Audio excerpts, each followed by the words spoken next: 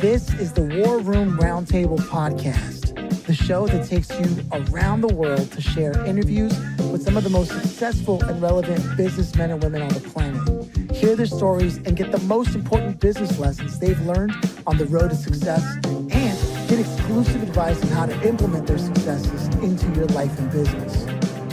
The War Room Roundtable is brought to you by your hosts, Jason Miller, CEO of Strategic Advisor Board, and Phillip Lanos, CEO of Own the Rhythm, and former podcast host for Entrepreneur and Inc. magazine.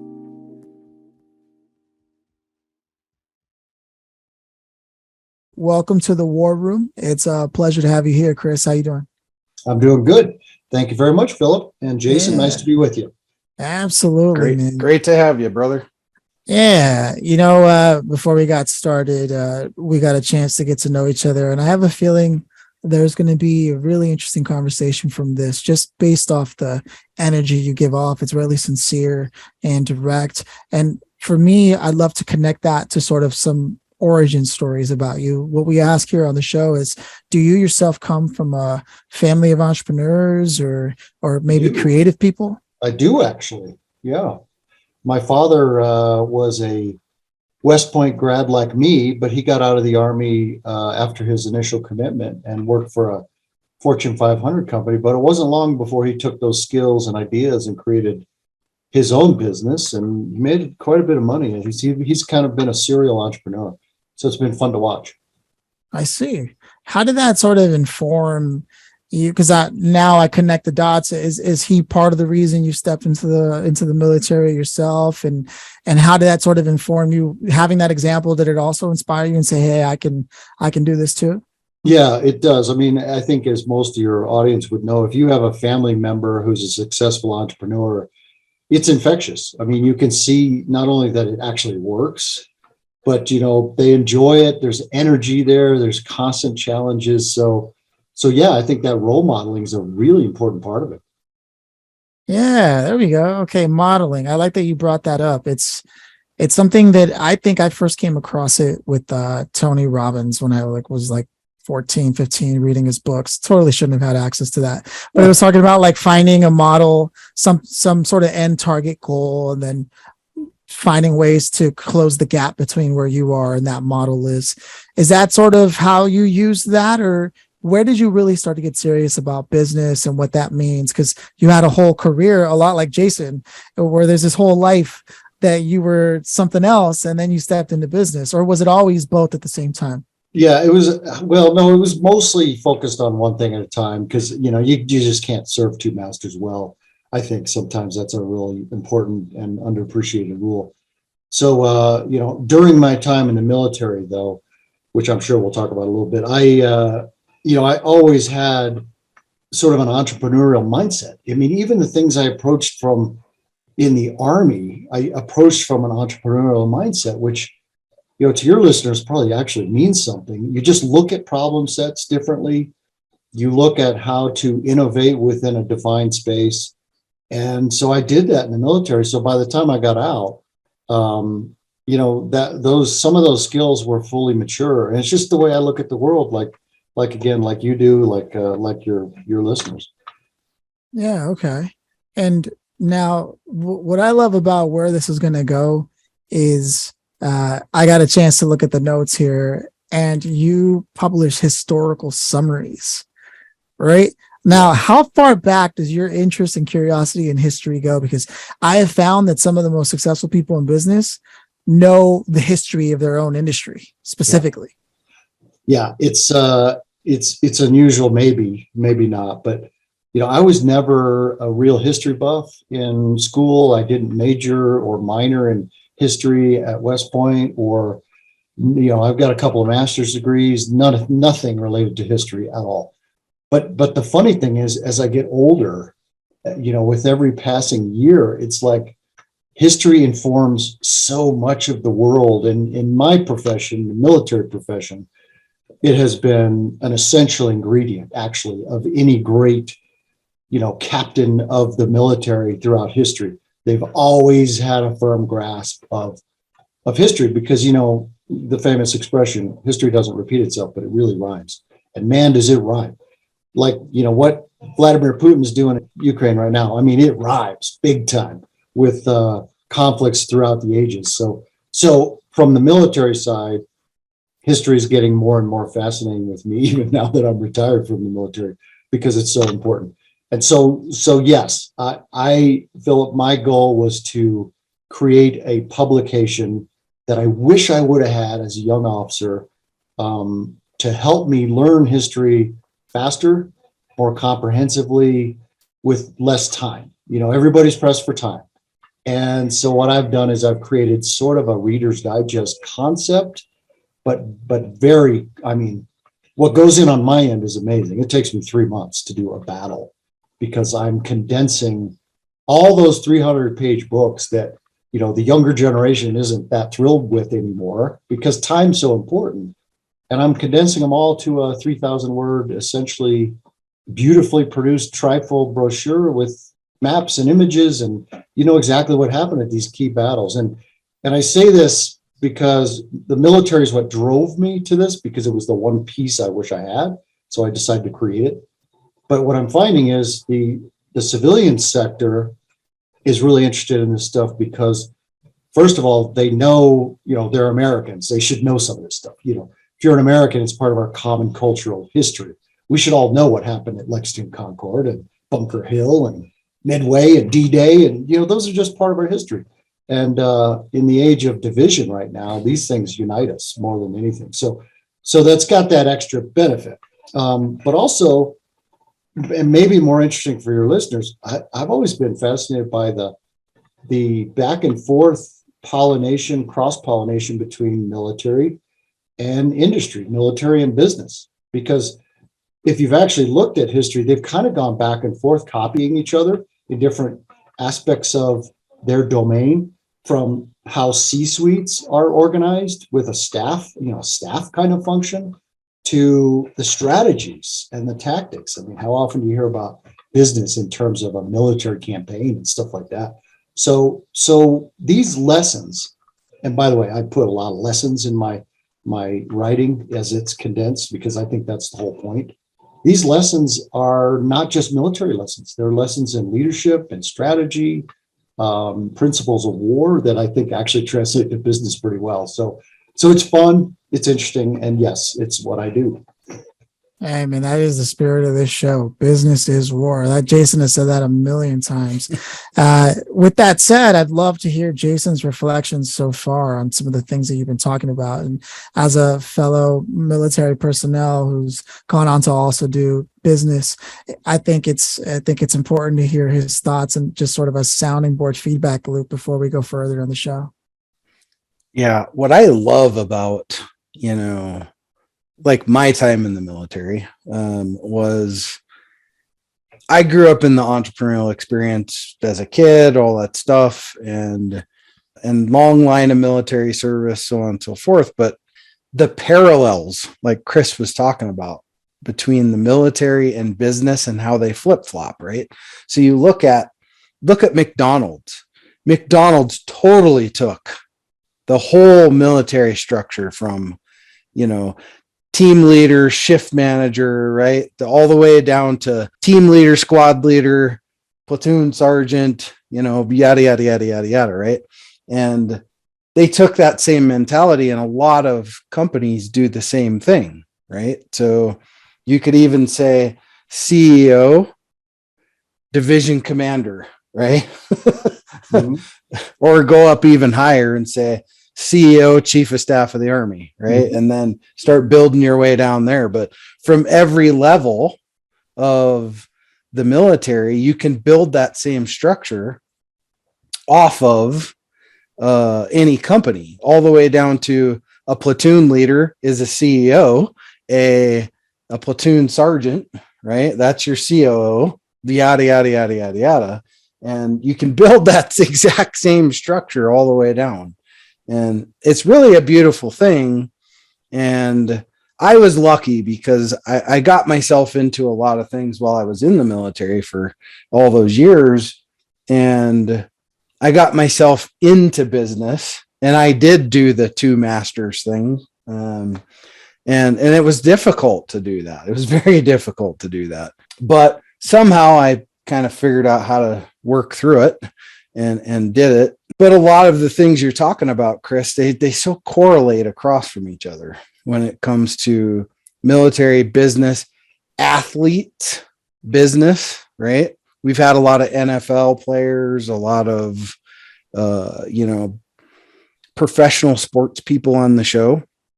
And it's interesting how all of those parallels kind of line up leading you into business, because a lot of sports athletes end up becoming business owners. They leave their professional sport because for whatever reason, and they end up starting businesses. Reggie Walker and David Carter, two great examples.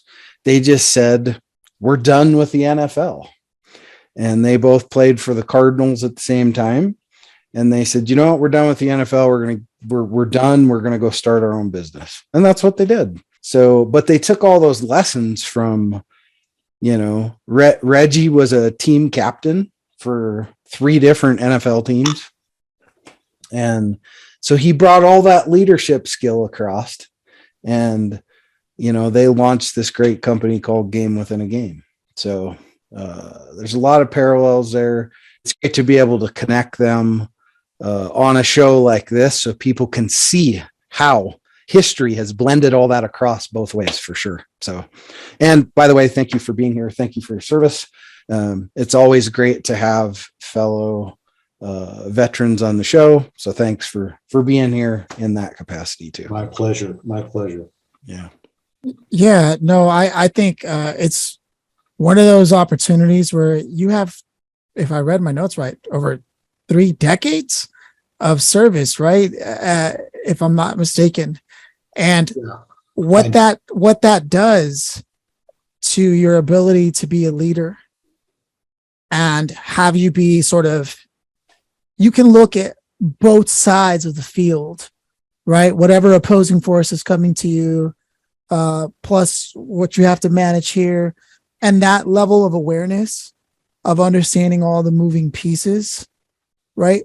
So then you take that and you throw it into a book that starts to explore historically all the things that have happened, being able to be aware of every one of those scenarios and condense them. That only can come from serious enthusiasm and serious experience combined, right? That's the only way to be able to do that. So I'd love to know, what's your favorite moment in history that you believe everyone should just know from the work that you've been doing? It's a great question, Phillip. The funny thing is, the answer is a little more complicated for me, because every time I dive into one of these battles, it's it's like you think you know something about the battle. Right now I'm working on the Battle of the Bulge, and I just started. And you think you know about the Battle of the Bulge, and all of a sudden, you're 3-4 books deep into it, and you're going, "Holy crap!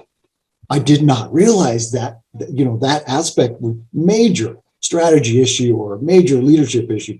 So the answer to your question is funny, because it's every battle I do becomes my most favorite, most fascinating study, because I'm so into it.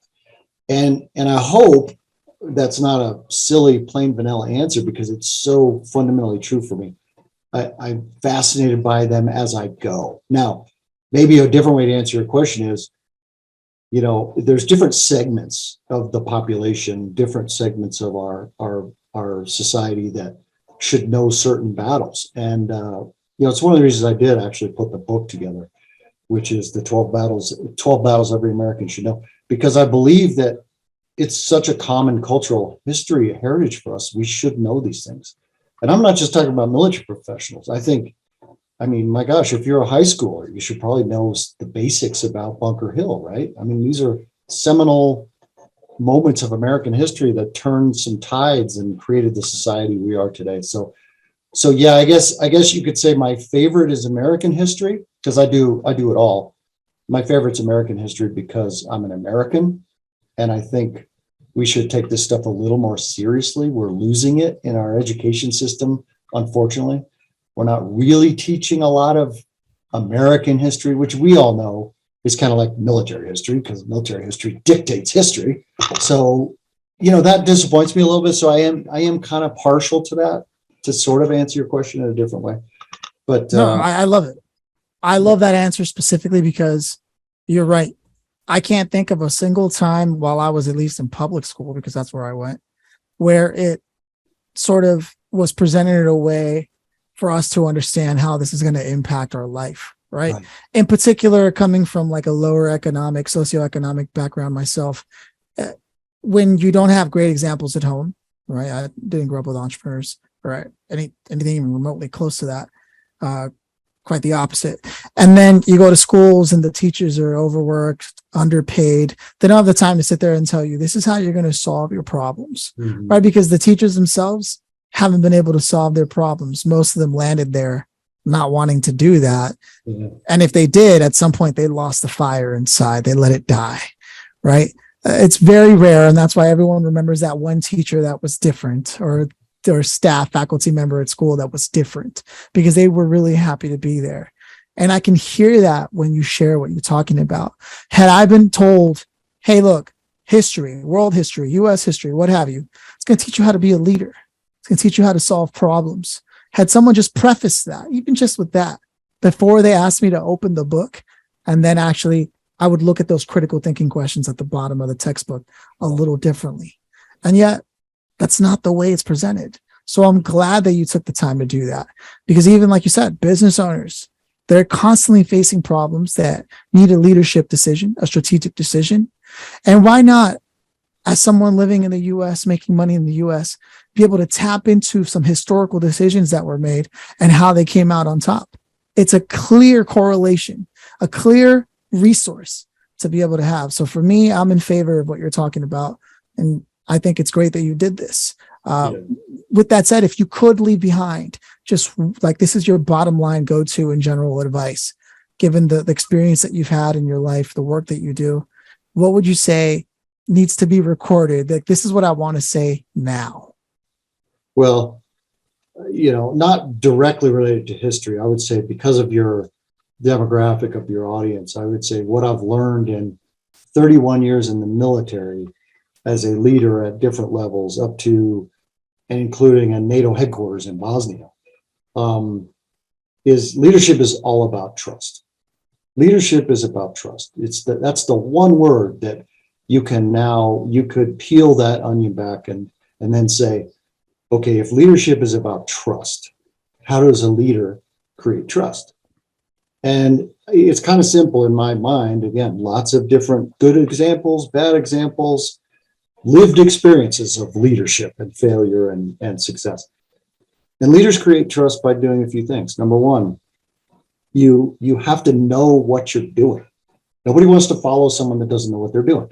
So whether you're a military leader, understanding history to bring it back to history, or understanding your tactics and your weapon systems and how you employ that type of unit, whether you're a business leader, understanding that market space, that product category, you've got to understand it. You have to have that core competency. So you establish trust by knowing what the heck you're doing, right? People like to follow people that know what the heck they're doing.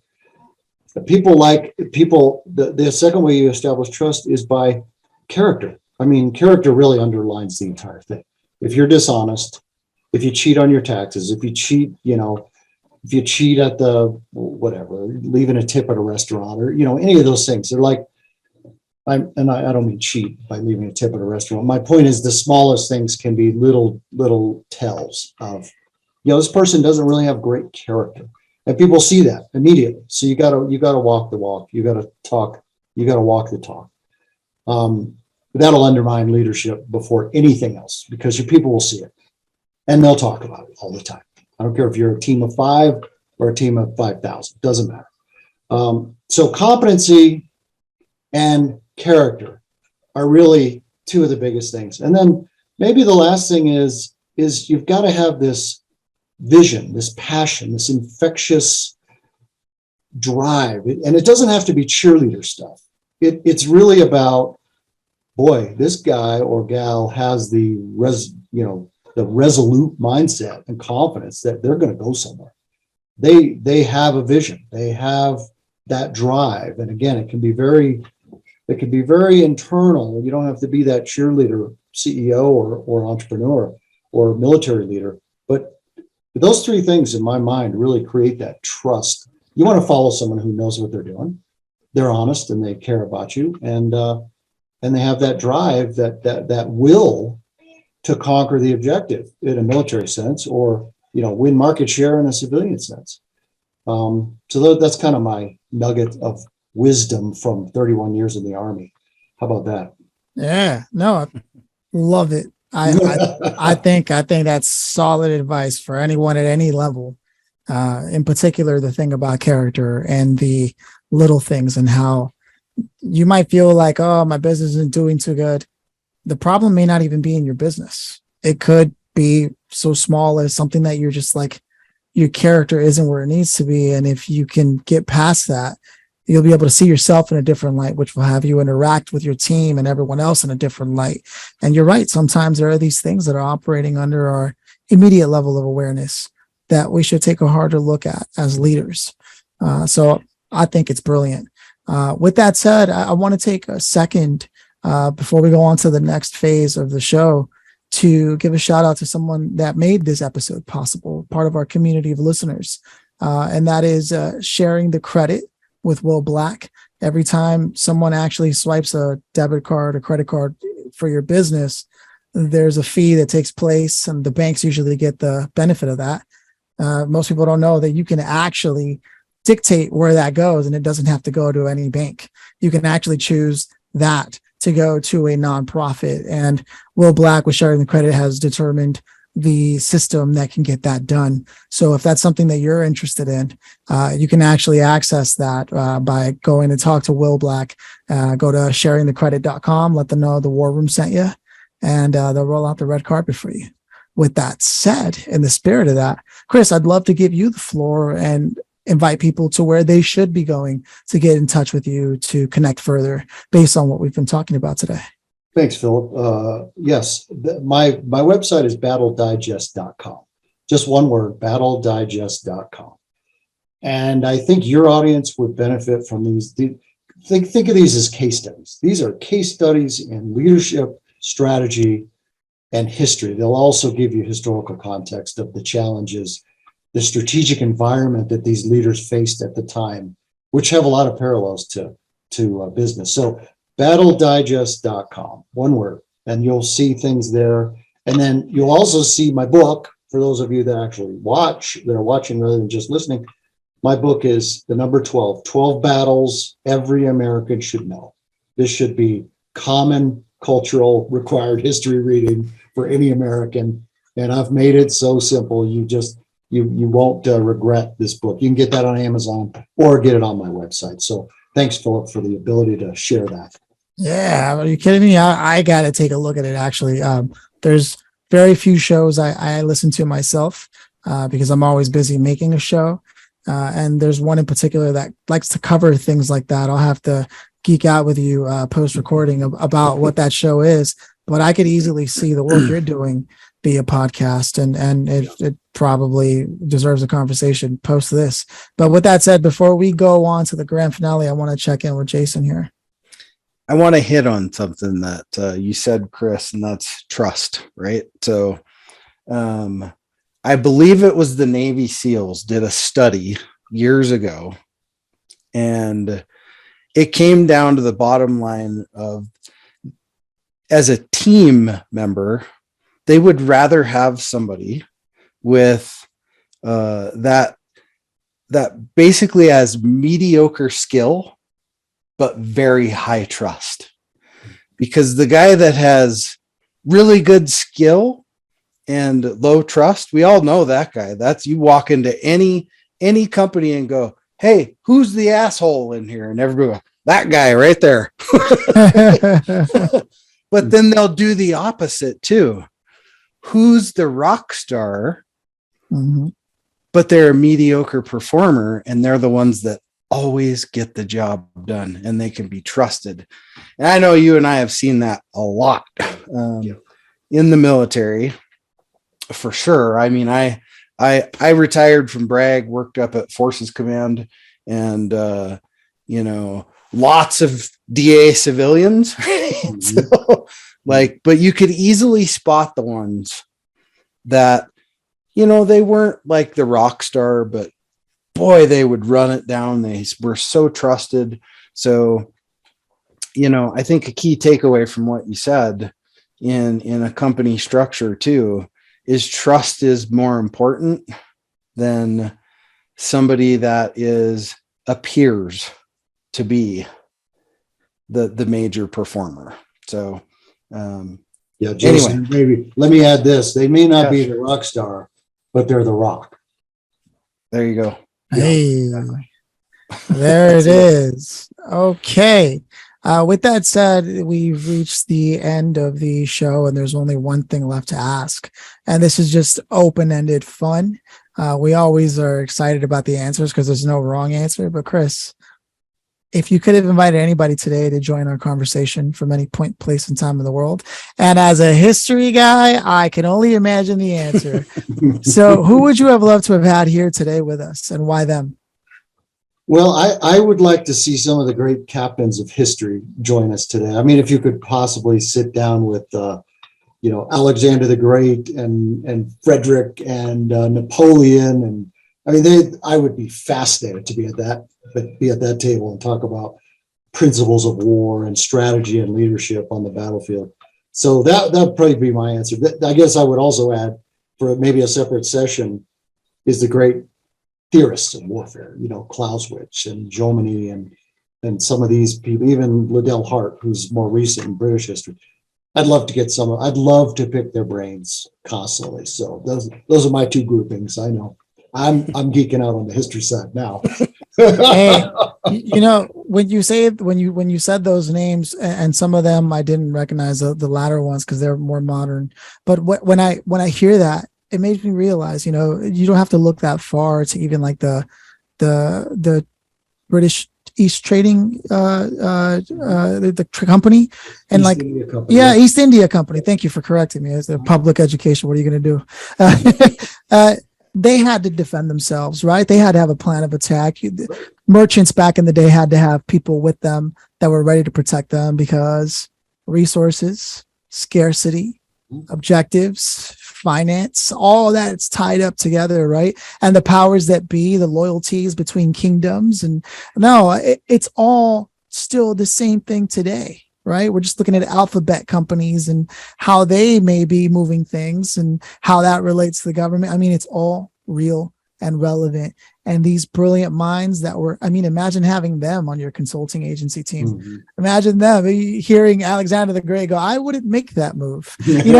Like, well, I'd love to hear the answer. Yep. Right on. No, I love it, man. It is tradition around here for Jason to close us out. So I'll let him do that. But man, I had a great conversation with you. Thanks. Me too. Yeah. Awesome. Thanks for being here, Chris. Like I said before, it's always great to have a fellow brother on the show. That's important that we're able to do that with as many veterans. I mean, it's the war room, I guess, So we try to have as many veterans on here as possible as well. But thanks for taking the time to be here, sharing your knowledge, of all those years of experience. And I don't know how you did it. That's more than I did. 23 was enough for me. That was enough. But anyway, thank you for your service. Thank you for leading our country and as a brigadier general. And that is pretty amazing to make it to that pinnacle in a military career and be able to serve so many so well. Thank you for doing that too. Well, thanks, guys. It was a pleasure. Continued good luck to you all. Thank you. Cheers. Cheers.